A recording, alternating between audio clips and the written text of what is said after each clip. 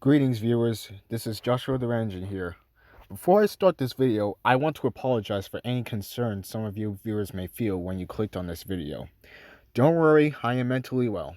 This is just another one of those videos where I'm being honest with my thoughts. It's kind of like my why I stopped making character watches the logo series video, but on a more debated issue this time around. It's about something we've all acknowledged in some period of our time. Animations and cartoons. We all know what cartoons are. They're everywhere. On TV, theaters, in your classrooms, newspapers, on public streets. And some of us love cartoons. I have always loved cartoons for as long as I basically breathed in all the air, oxygen, anything within the troposphere region of this earth. In fact, I have a boatload of favorite cartoons.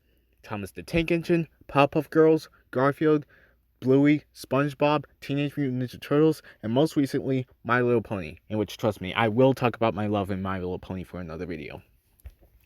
Anyway, in spite of how much I've grown up, even now as I am currently 18 years old, and I have now graduated high school, and am ready for college, I still love cartoons to this day. However, everything comes at a price, and even the simple act of enjoying cartoons is not even safe from this rule. That's what I want to talk about in this video. There was a time where fans of animation online could come together and express how much they love cartoons with ease. Now it feels like ever since the Hollywood strike of 2023, being a cartoon fan now feels a lot more difficult than it used to be. I would like to clarify that this is not a venting video. This is, again, a video expressing my honest thoughts. So, without further ado, here's how I came to realize that it is not easy being a fan of cartoons.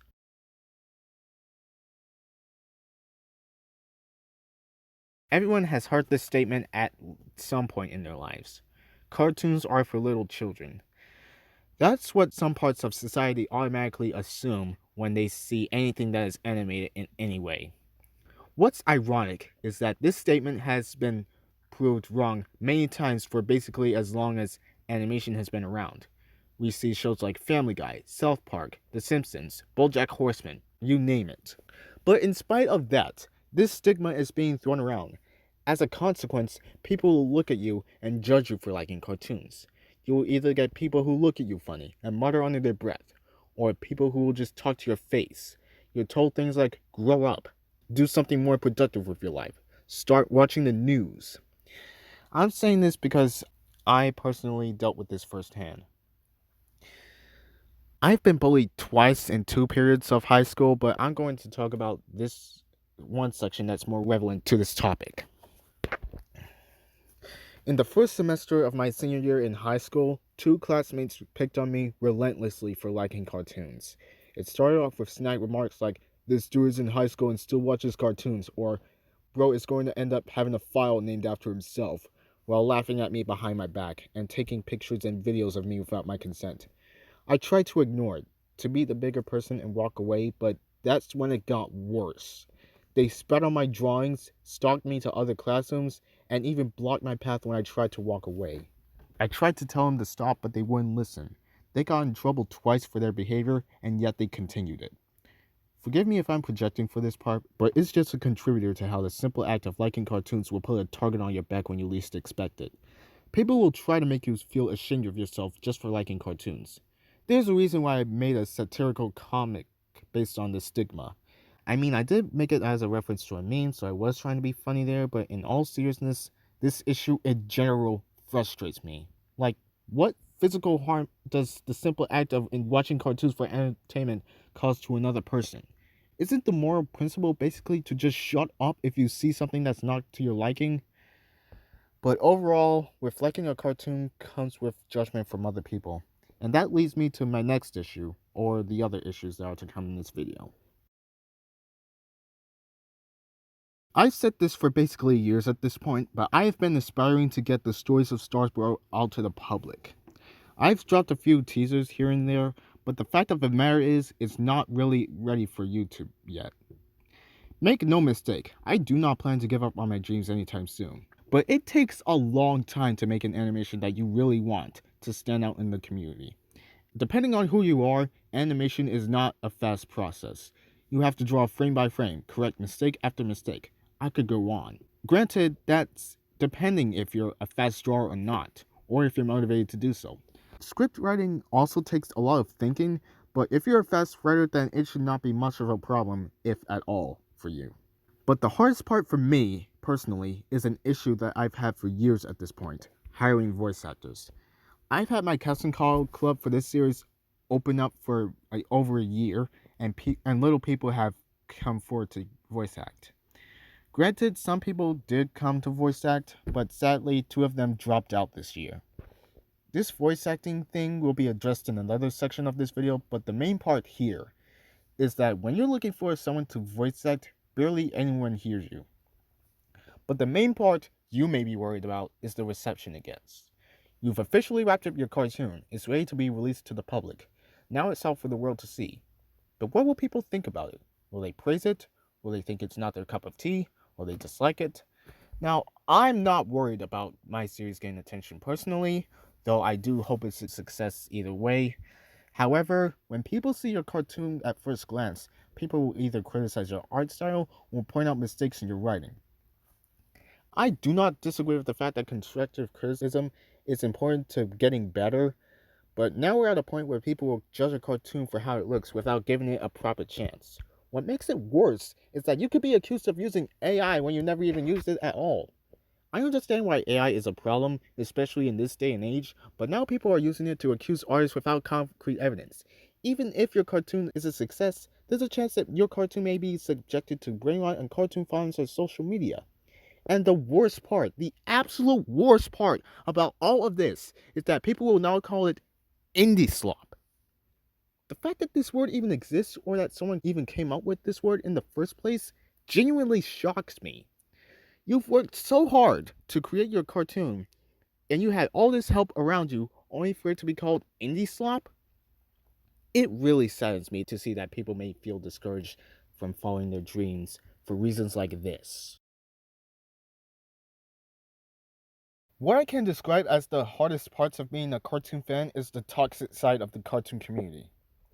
I say toxic side because every community has a good part and a toxic part, and the cartoon community is no exception. Users like Animat and LS Mark have discussed this issue, so let me share how some problems make it tough for some of us to be a cartoon fan.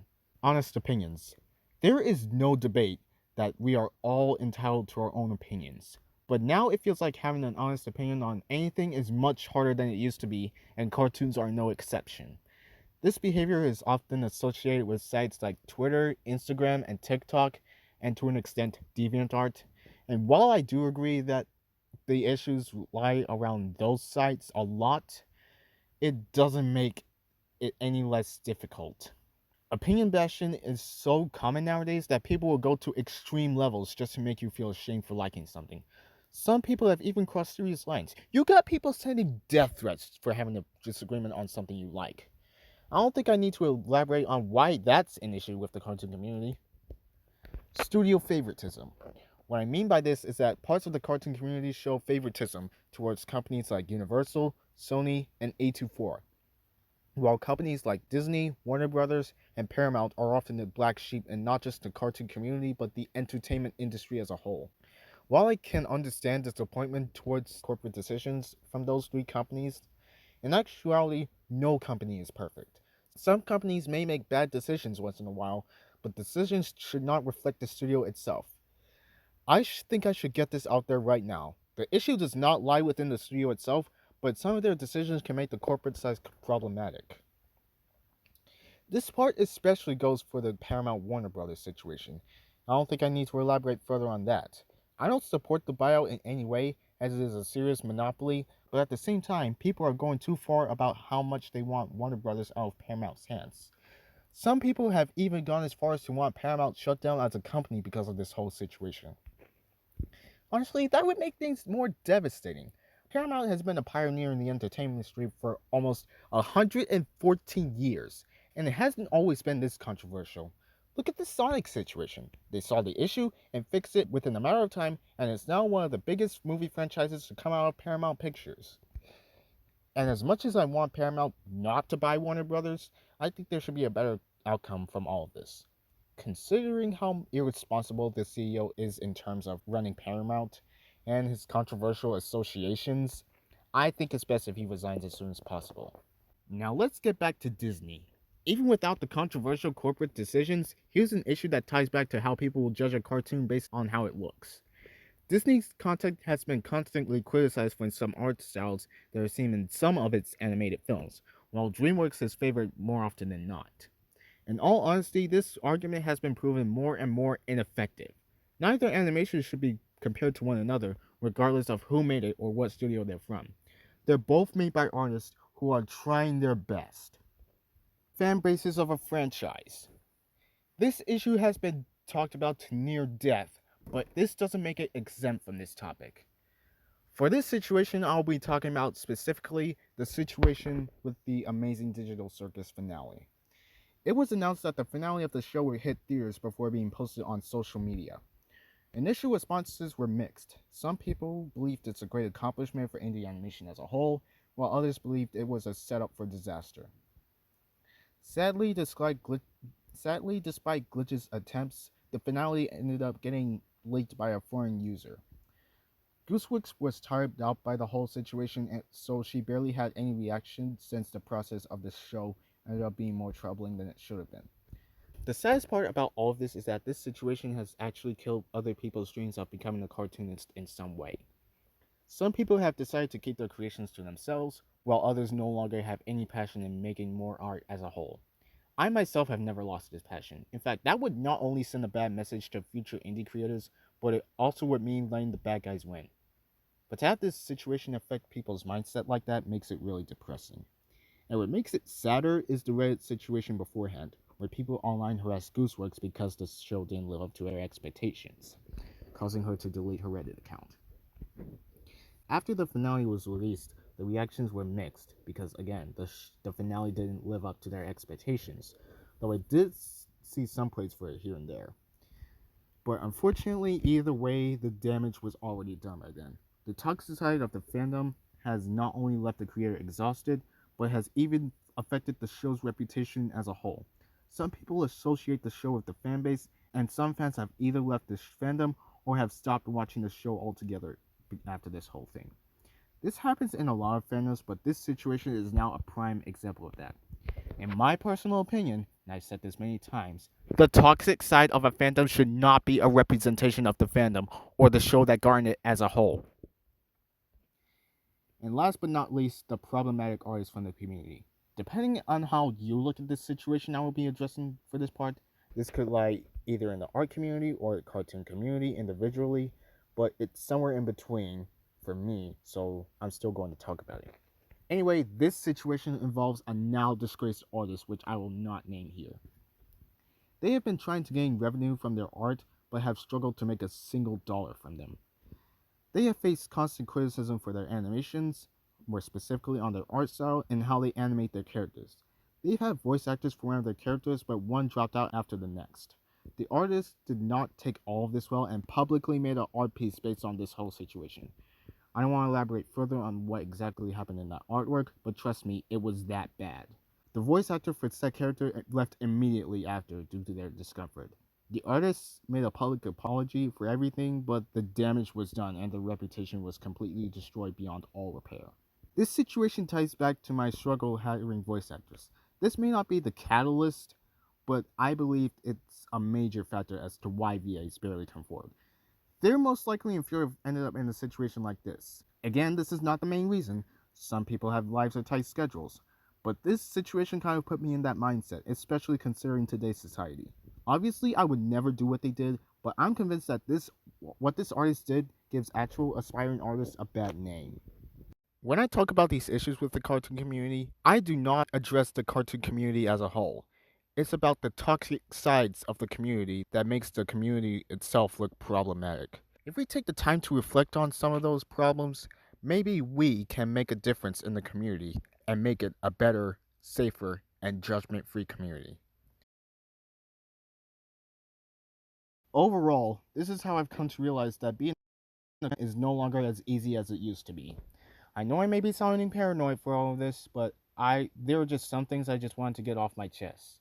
But like I've said time and time, I still love cartoons with all my heart, and I will continue to watch cartoons until the day I pass on.